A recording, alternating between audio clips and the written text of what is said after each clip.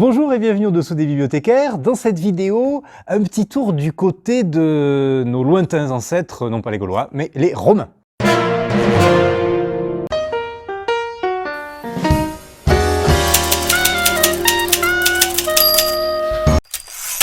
Pourquoi me direz-vous cette idée saugrenue de s'intéresser aux Romains? Parce que je suis dans ma phase antiquité romaine, et notamment plus précisément sur le Principat. Et donc c'est une période qui est à peu près définie entre Jules César et la fin, la moitié du IIIe siècle, au moment où il va y avoir toutes ces crises à répétition et où l'Empire va passer dans ce qu'on a appris a posteriori le bas Empire. La véritable histoire des 12 Césars. Pourquoi la véritable histoire? Les 12 Césars, c'est un best-seller de l'Antiquité, ça a été écrit par Suétone, qui était le secrétaire de l'empereur Adrien, et donc Adrien lui demande de rédiger une vie des 12 premiers Césars. Ce qui est intéressant, d'ailleurs les points positifs de cet ouvrage, c'est que c'est écrit comme un roman. Clairement, moi je me suis laissé avoir. On lit ça, c'est assez agréable, on est dans toute la famille d'Auguste, donc avec qui c'était tous quand même des gros dégénérés. Hein. Enfin, c'est hallucinant, je me souvenais pas, mais là en le relisant c'est extraordinaire, quoi. Auguste il réussit tout sauf sa succession. Le type, il réussit tout, l'organisation de l'Empire, l'administration, l'armée, tout, sauf sa succession. Des scènes toujours hyper cinématographiques, avec Claude par exemple, ça reste la scène la plus géniale.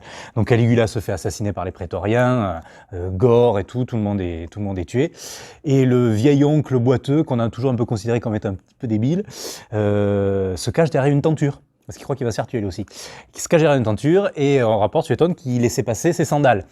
Donc le prétorien qui rentre dans la salle voit les sandales rouges du mec caché derrière une tenture. C'est quand même assez chouette, il tire le truc, et l'autre il pense qu'il va le tuer, et au lieu de ça, il le proclame empereur. Donc il y a tout un tas de scènes très cinématographiques, très chouettes, très romanesques aussi, qui sont fondées sur le texte de Suétone. Mais ce qui me dérange un peu, c'est ce côté, vous savez, secret d'histoire. Et au final, c'est un peu décevant parce qu'en fait, elle casse pas tant dessus que ça sur Suétone. C'est plus Tacite qui s'en prend un bon coup. De temps en temps, elle envoie des scuds à Tacite qui, en fait, raconte un peu n'importe quoi.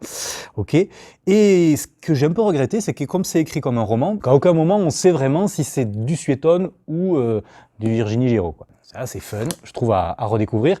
Mais il faut pas le prendre comme étant un pavé dans la mare sur Suétone. On passe à d'autres choses beaucoup plus légères. C'est 2 BD. Là, je vais être assez rapide. Murena, pour moi, c'est la grande BD historique sur l'histoire de l'Empire romain, et surtout sur l'accession au pouvoir de Néron. Donc en fait, pendant la grande majeure partie des premiers cycles de la BD, c'est le début. Donc c'est le début au moment où Agrippine, la reine-mère, va essayer de faire en sorte que Néron soit le successeur de Claude. Et on suit l'histoire, c'est un roman, on suit l'histoire de Murena, qui est à la fois en grâce et en disgrâce auprès de Néron, donc un personnage inventé. Et c'est extraordinairement bien documenté, c'est extraordinairement bien sourcé, c'est très bien écrit, c'est excellent. Alors suite, ça, je vous en avais parlé dans une vidéo, je vous avais fait une vidéo spéciale sur cette série, alors sur le tome qui est juste avant en fait. Qu'est-ce que c'est? La revue dessinée et les éditions de la découverte ont eu une idée saugrenue de casser l'idée du roman historique national. Notamment au moment où il y a eu ce fameux débat sur l'identité nationale, eux ils se sont dit on va demander à un historien et un dessinateur de BD de nous rédiger un tome par grande période du récit assez classique de l'histoire de France. Celui-là, c'est celui sur l'Empire romain, Pax Romana. Le précédent, c'était sur les Gaulois, si vous pouvez retrouver la vidéo par là, c'est très bien fait. Encore une fois, je trouve que c'est super bien fait, c'est génial. C'est génial. Alors là, en plus, il pousse le bouchon à... On a vraiment une histoire en BD.